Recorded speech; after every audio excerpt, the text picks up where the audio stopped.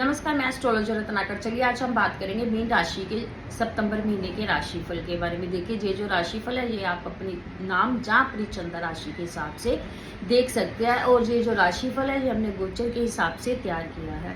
देखिए, इसमें हम बात करेंगे बिजनेस रिलेटेड पर्सन्स के बारे में, आपकी जॉब के बारे में, आपकी फैमिली लाइफ के बारे में, और आपकी हेल्थ के बारे में, और स्टूडेंट लाइफ के बारे में। बट सबसे पहले जो है वो हम बात करेंगे बिजनेस के बारे में। देखिए, बिजनेस से रिलेटेड आपके लिए ये समय जो है वो बढ़िया रहने वाला। आपका कोई भी किसी भी तरह का छोटा है बड़ा बिजनेस है, सभी के लिए ये प्रेडिक्शन।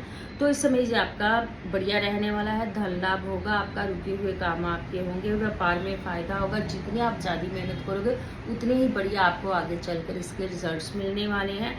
गुरु की दृष्टि भी पड़ रही है, तो कहीं ना कहीं से आपको फायदा होता रहेगा। काम में प्रगति होगी, आपके काम में ज़्यादा मेहनत थोड़ी करनी पड़ेगी, बट परेशानियां भी थोड़ी बहुत रहेंगी इस टाइम आपको। बट ऐसी कोई परेशानी नहीं है जिसमें से कि आप बाहर नहीं निकल सकते। कोशिश कीजिए, हर परेशानी हर प्रॉब्लम से आप बाहर निकल जाएंगे। ठीक है जी।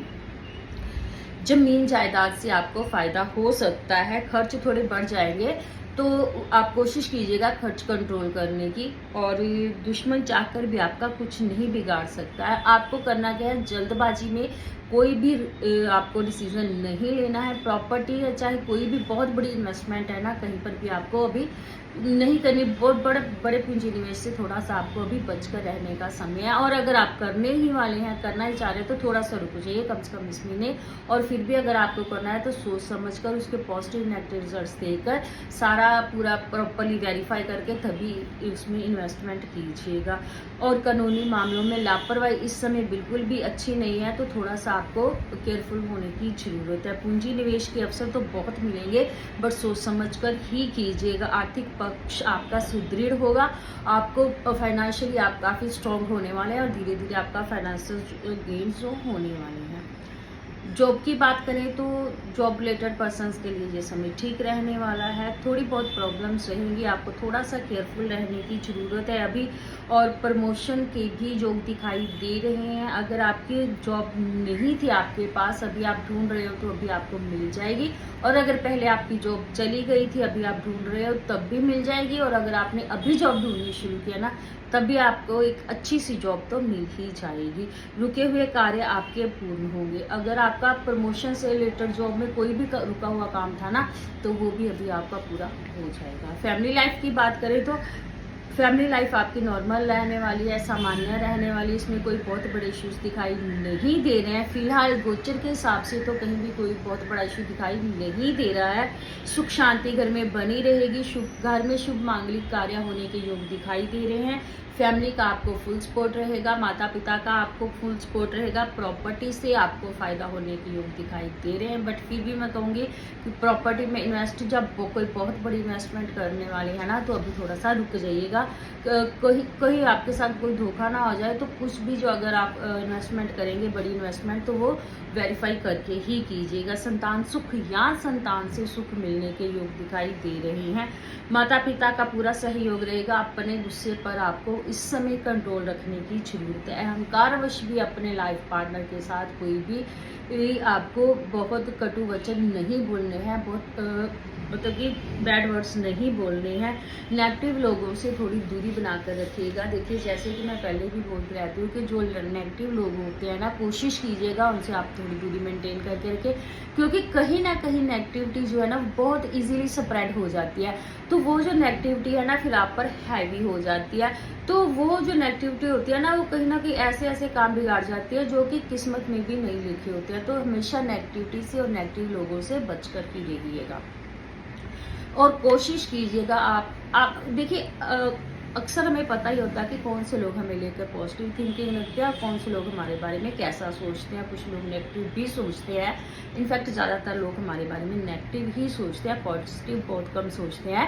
तो आपको करना क्या है कि कोशिश कीजिए। वैसे तो ऐसे लोगों से आप दूरी मेंटेन करके रखें, बट अगर आपको मिलना है तो ना तो आपको उनके अपने वर्क प्लेस पर मिलना है, और ना ही आपको उनके उनको अपने घर में लाना है, क्योंकि नेगेटिविटी अगर आपके घर में भी चली गई ना तो भी इश्यूज हो जाएंगे, और वर्क प्लेस पर अगर नेगेटिविटी किसी भी तरह की चली गई, जहाँ नज़र वगैरह लगे ना, तो फिर उसको कंट्रोल करना बहुत मुश्किल हो जाता है। बड़ी मुश्किल से फिर कंट्रोल होती है वो, और बहुत ज़्यादा एफर्ट्स डालने पड़ते हैं उसमें, और फिर वो हमारे ना वो कुंडली में दोष नहीं होता है और नेगेटिविटी का असर होता है, तो उसके लिए फिर बहुत लोग कुछ कर नहीं पाते हैं, तो उसके लिए बहुत टाइम लग जाता है उसको ठीक करने में।